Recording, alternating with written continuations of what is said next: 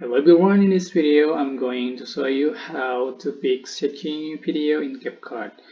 So if you have a video looks swaying or shaking and very annoying and uncomfortable to watch, you can fix it with a stabilizer feature in Capcut. So here I'm using Capcut for PC, and for example I already have a clip which is shaking video, and you can see the original video like this.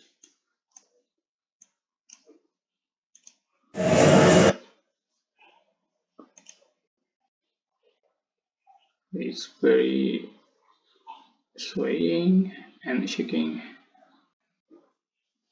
So I'm going to stabilize this video. How to we can click video and then swipe up. You can find stabilize picture and click, and then you can select this one, recommended or minimum cut or most stable, and I'm going to select this one, most stable. So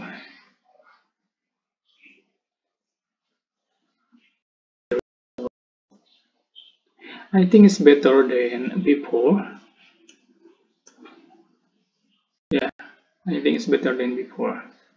So that's how to fix shaking video in Capcut. You can click like, comment, share, and also subscribe, and you can click thanks button for appreciate and share. Thanks. Bye bye.